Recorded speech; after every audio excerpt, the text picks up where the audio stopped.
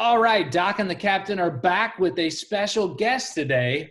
With our current scenario we are living in, we are learning and developing new skills on a daily basis, but certain things might be coming up from a mental standpoint that we are having a hard time controlling. Some of those might be stress, some of them might be anxiety, it might even be leading into a little bit of bouts of depression. And with that, we wanted to take today's opportunity to kind of discuss mental health. And with that, we brought back a good friend of ours, Erin Sebree. Some of you are going to recognize her, but those of you that don't, Erin, why don't you give us a little introduction about yourself? Sure. So I guess professionally, I am a licensed marriage and family therapist. I'm also a licensed independent chemical dependency counselor. I've been practicing for about 10 years. I just recently moved to Arizona from Cincinnati, and I'm working as a clinical supervisor. I'm also still providing services myself, mainly to individuals and couples. Fantastic. And I know us in Cincinnati are missing you on a normal basis. We love seeing your shiny face, smiling face, and just what you provide to the party. But yeah, I miss you guys too. It's much warmer here, though, I will say. yeah, and it's a little bit more, the training scenario is a little bit better out there. But on the fact of this new scenario that we're living in, yeah. I see it on a daily basis. Some people are managing really well. Others are coming across some different challenges, whether it be teaching their children or having to work from home or having to have a step back from their normal job. And I thought that it was going to be perfect to reach out to you to maybe discuss some of the indicators of stress, maybe how to deal with some of those stresses and some other things around that particular piece. And my first question is, let's start with kind of targeting and analyzing when you might be overwhelmed with stress. What are some of the indicators that you might be able to be looking for? Sure. So I think the most important thing before we get to that point, though, is to acknowledge that we are stressed right now. It's part of the human experience. It's in some cases, it's important information we need to take in so that we then can move to the next step of trying to figure out what we can do. And so stress is kind of biologically designed purposefully for us. The uniqueness about this situation is we kind of have this prolonged period of stress, and we're all kind of going through it at the same time. It is normal. It is okay to kind of say to yourself, hey, I am stressed, and acknowledge and normalize it for yourself. The next step is then, I think, once we're able to do that, I think, a lot of times we ask people to, I think we're all different in that we manifest and handle stress in different ways. And so what does it look like for you? What happens to your body? What are you feeling? What triggers you? We all respond to triggers differently. And so it's important to kind of do an inventory ourselves of what does make me stressed? What is typical for me? What does typical stress look like? What does abnormal stress look like for me? Normally, stress can be a physical reaction. Sometimes I might have a headache that might tell me that I'm stressed. I might be short-tempered. That might tell me I'm stressed. I might not feel happy one day. The next day I might be fine, right? I can be good one moment. I can be tearful the next, and so that might tell me I'm stressed as well. Sometimes we feel a lot of sensations in our body, and a lot of people do manifest stress physically, so that's an important thing to look at as well. Stress can also manifest itself in terms of the amount of sleep we're getting. Are we sleeping through the night? Are we able to go to sleep at night? Sometimes there's dietary changes, and sometimes we might feel the urge to eat more. We might feel that we don't need to eat as much as well. So we often can have sleep and dietary changes. We might also feel the desire to be less active as well. For some people, when stress occurs, we may freeze, and so there may be kind of a decrease in physical activity as well. And I'm sure that a lot of people that are going to be viewing this are going to check off one, if not multiple boxes out of all the things that you had just talked about right there. So I think that we're really finding a situation where people are going to be, you know what, that might be me. And in those particular scenarios, are there, I'm sure there's a multitude of different directions that you point individuals in, but what are some of the common things that you kind of fall back on in helping individuals kind of find whether it be small pieces of control or other things? What are some of the things that you kind of incorporate in your communication with others? Sure. You know, and I think with the uniqueness of this situation, we don't often have, like, in this time, we don't have a really strong frame of reference for kind of how we might approach this situation. It's new to us. It's ambiguous to us. It's uncertain. We just don't know what's going to happen. And so, given that we all have not gone through this before, we don't have a strong frame of reference. And so often what I will encourage people to do is kind of look back or reach back into a point in their life where they did feel fear or uncertainty or worry. And what was that event? What happened? What was going on? And then what did they do? What did they feel? What types of things did they, what were they doing that worked for them? Were they talking to other people? Were they reaching out for support? I think talking about it is the most important thing that we can do, with the caveat that we are looking to be productive with our conversation. I think worry and talking about it, you know, when we're feeling fearful, fear can kind of come into our conversation and kind of take us into kind of, you know, a long dark path, so to speak. And so we want to make sure when we allow ourselves to kind of talk about what we're feeling and the negative emotions that are associated with that we are, one, allowing that to happen, but then moving into kind of a place of feeling productive with that conversation. Okay, I feel this way, so then the next step is applying problem solving skills. And a lot of times we can do that in conversation with other people. We want to do that though with people that we trust, people that are supportive to us and that will help together move us in that direction. So we want to find support in which we can you know, realign our worries and our fears into a place of, well, what else? And I'm feeling scared, I'm feeling worried, and I'm feeling safe at home. I feel safe with the people that I can talk to. And I also know that I have done certain things in the past that have helped me. I also know that there are certain things that haven't helped. And so I'm going to use that information to now inform me in this situation, even though it's completely new and different to me. I know there's been some things that have worked in the past, and so I'm going to try those now. Other things that people have tried, I know in our community, a lot of people like to exercise, and that's a big one. This is challenging, I think, for our personality types because we are planful. We know what's coming. We are regimented in what we're doing, and we don't have a lot of that right now. It's kind of been taken away from us. And so we're kind of being challenged with reorganizing kind of how we draw meaning from what we do. And so I think it's an opportunity, though. Again, that's a reframe into, hey, what opportunities do I have coming from this situation? Might it be that I'm not cycling 3 days a week, running 4 days a week, and swimming at all, but I am now going to work on some strength.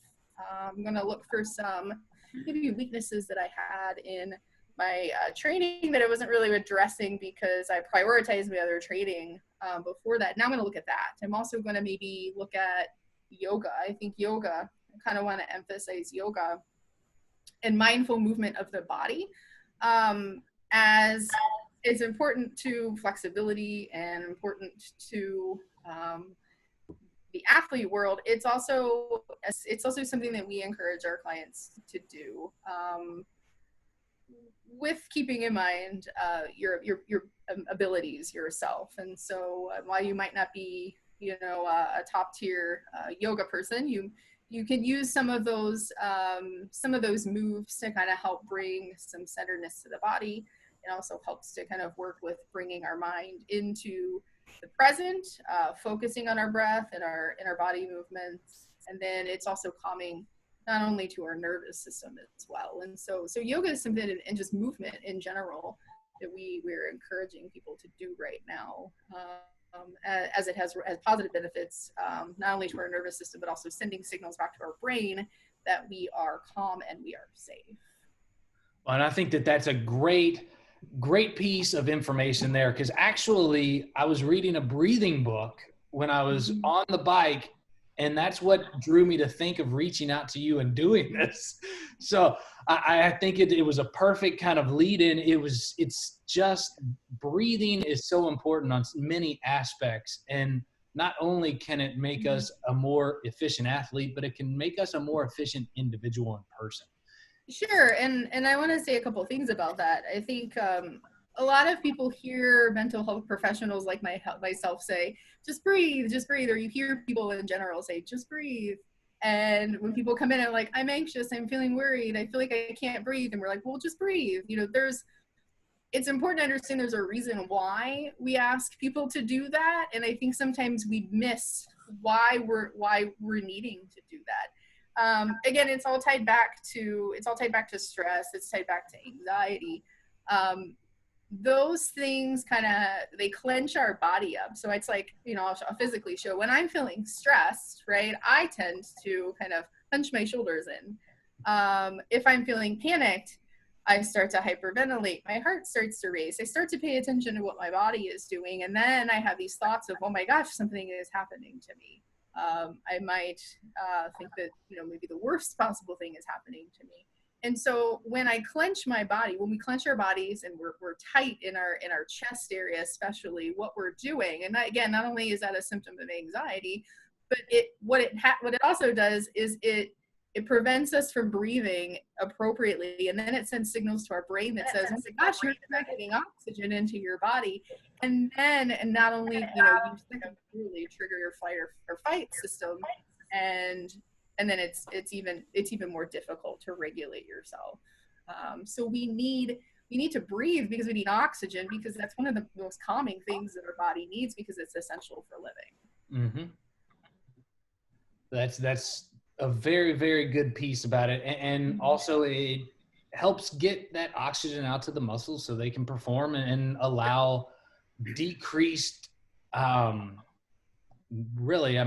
oxidation in the body kind of happens sometimes when we do not get enough oxygen out to the body. So that's another thing that kind of goes with it as well. So that's a very great reminder in that process as well. Drew, do you have any questions?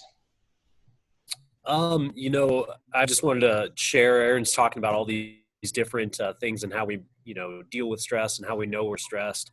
Mine's lack of sleep. I'm telling you, mine's lack of sleep. Normally I'm not much of a sleeper anyway, but if I'm getting 4 hours a night, I know I'm really stressed. So, right now, sleep's a hard commodity to come by in my world. So, do you have recommendations for ways to improve that, Erin? Is there more individual basis, or is that something you could share with us? Sure. I think when it comes, there's a lot that goes into that. So there'll be a lot of follow-up questions. I think generally speaking, I think but we have to kind of, it's like looking at what's your sleep hygiene look like? What is appropriate sleep for you? Like, what is, that magic number of hours for you? Because it's different for everybody. And everybody right now might be kind of in that place where, like you said, Drew, like, I can't get enough sleep. And there might be other people that are like, I'm sleeping too much. And so it's important to kind of start with, like, what is that magic number of, like, hours of sleep for you? And now is kind of the time when you you work even more to kind of get that number of hours. And a lot for that, kind of being planful. So again, it's about kind of having a routine around that. Like, I know I'm stressed when I'm not sleeping this much, but if I'm not sleeping this much, then I'm not going to go to bed. And then that kind of reinforces like not getting that sleep. And so I always tell people, regardless if you're not sleeping, allow for that magic number of hours in your routine and your schedule at night. And so even if you're not sleeping, reminding yourself that you are resting, and that rest is more important than not getting anything at all. And so the other thing I always encourage people to do is kind of look at what's happening before you go to bed. Right now, a big thing is limiting the amount of TV we're getting, I think. And again, positive, right? Positive, like such as news. You know, news and being informed is something that we need to have, but we also need to, again, make sure we're being productive with that, the information that we're taking in, and that we're taking it in at like adequate times throughout the day. If we're taking it in right before we're going to bed, our bodies are probably going to be a little bit more on edge or triggered, because we're now hearing about the thing that is most of concern right now. And so I encourage people to turn that off by 7 or 8 o'clock at night, or at least a couple hours before you go to bed. And then not to just kind of like sit with that, but to do other things that might bring you kind of a sense of peace or calm before you go to bed. If that's mindfulness, if that's meditation, if that's just having some quiet time with your family, reading a book, whatever it is that might bring you a sense of peace and centeredness, and kind of going to bed kind of in the present moment, and flushing out those thoughts before you hit the pillow. And so that, it's kind of a general sense of what I encourage people to do. Awesome. So Drew, what I hear is stop doing VO2 work right before you try to go to bed. I wouldn't encourage that. Well, whatever. Yeah. That sympathetic nervous system is getting a little stressed out in that particular scenario. And that's going to prevent us from falling asleep, of course. Yeah. Well, I think it's more stress than anything else, not necessarily VO2 stuff. So. Sure. Another thing I would suggest is, taking an inventory of what your worries are. What are the particular thoughts that run through your mind before you go to bed, or just throughout the day in general. So what are those thoughts? And once you know what those are, then, and something, I encourage people to write these down. The proverbial journal, on a piece of paper, whatever you have, and looking at those thoughts and analyzing them for the ability to reframe them into something more productive or positive. And sometimes that helps people to do that before they go to bed, because, hey, one, I'm acknowledging that I am worried. I'm acknowledging the thoughts that I have, but I'm translating them into something calming to me. For example, I'm worried that everyone's going to be sick. I'm worried that I'm going to be sick or get sick, but I'm in my home and I'm safe. So I'm worried and I'm safe at the same time. It's okay to be worried. I am safe. I am taking the steps that I need to take to protect myself, to protect my family, and even others. And so being able to kind of translate that into kind of, I call them yes and statements. So yes, I am this, and I'm also this, right? It's not just worry. It's not just fear. There's also all of this other stuff, and there's a lot of other room for positivity as well, and looking for silver linings and acknowledging what is working when we're, also understanding what is not, to help us move into a place of feeling more productive, feeling more accomplished, and overall feeling more resilient. And Erin, one of the things that you pointed out, another thing I was reading on something about writing down 5 positive thoughts right before you go to bed. And that the thought process is that by taking kind of even that last 5th thought that you're going into bed as a positive thought results into better sleep quality and mindfulness going into that kind of relaxative state. So I find that that might be a good recommendation for those as well. Just find those 5 positive things for the day or whatever, and Sure. add that to that, yes, I am this, and yes, I am that type of deal. Yeah, and I mean for those also that find that, you know, maybe they're feeling like they're worrying or they're noticing their thoughts move into a place of worry more often than not. Sometimes I think you have to ask yourself that, am I trying to prevent myself from not worrying? And so what we then encourage people to do is, it's important to worry, but only doing that in a small space throughout the day. So we'll often ask people to worry for 15 minutes a day. So you get that 15-minute space to worry, and get those thoughts out, because those thoughts are organic. They are occurring in your brain. We're going to get them out, and we're going to let them go. We're going to free them, right? And we're going to bring in other thoughts that we know are likely more true and based in more fact, as a lot of our worries are tend to be, you know, more irrational than not. But that's a good reminder right there, because most thoughts are irrational. And thoughts are thoughts too. Thoughts are thoughts. We don't have to act on them. Gosh, I have more thoughts in a day than I even can keep up with. I mean, our thoughts occur so rapidly. Sometimes we're not even aware of them. And so we do, in times of fear, tend to kind of filter out the ones that kind of reinforce the fear. And so it's, again, and when we take those, we often kind of confirm how we're feeling by, oh my gosh, I'm having these thoughts and this is happening and this must be true then.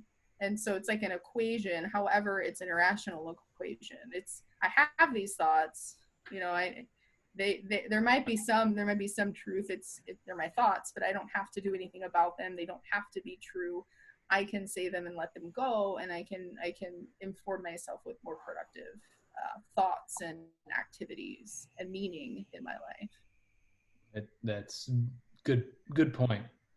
So if let's go to the thought process. If somebody is recognizing some of the points that you've talked about, and they're looking at maybe looking for somebody outside of their circle to get some help with or confide in, what are some of the resources that you might point to in that particular scenario to get people to where they need to go?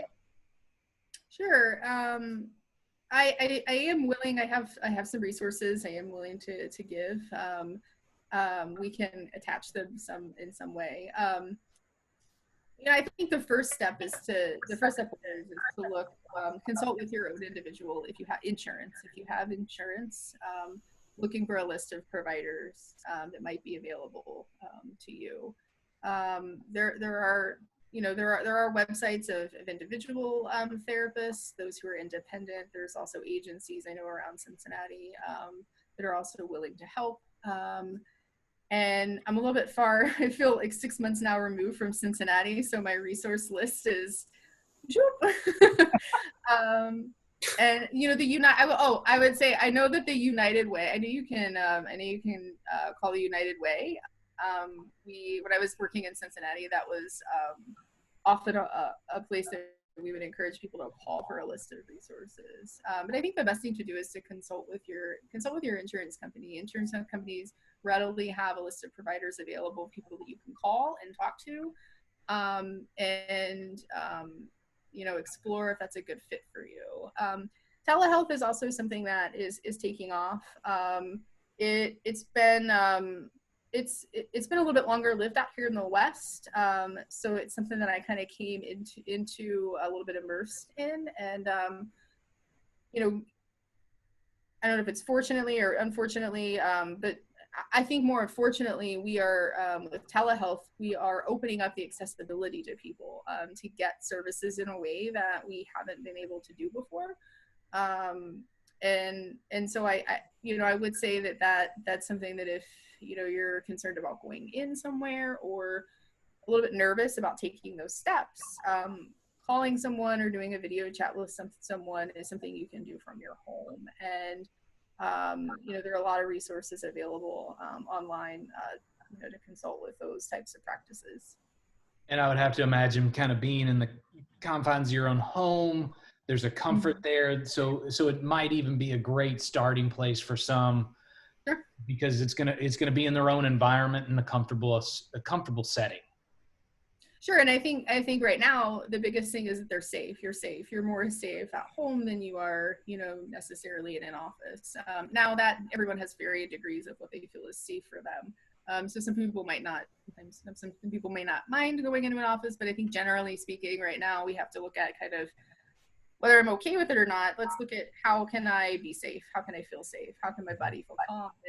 And I think that's it's difficult, I think, enough to take the step to go in to talk to somebody. And so right now, with telehealth taking on what it is, I think it's a unique experience for anyone to try if you've been uncertain about it before.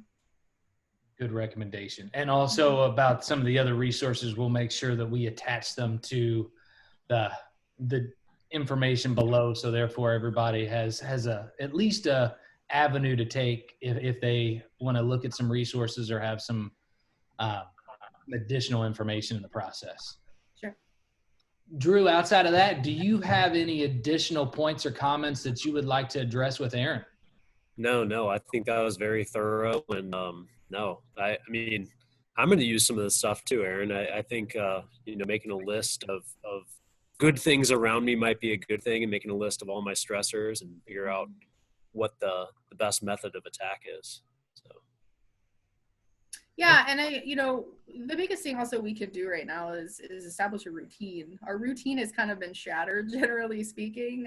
What we used to do is not really what we're doing anymore, but that doesn't mean that everything in our routine is gone. And so what can we bring in from our old routine and incorporate into a new routine and be planful with a new routine to kind of reestablish something that feels safe and consistent for us, even though it's different and it might feel a little bit uncomfortable.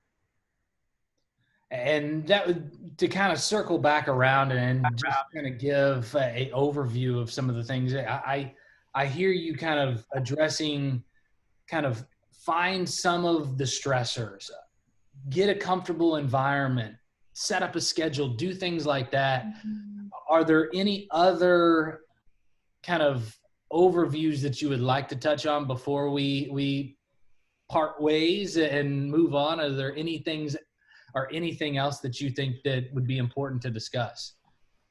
I think I just want to reiterate that there's no shame in talking to anyone about how you're feeling.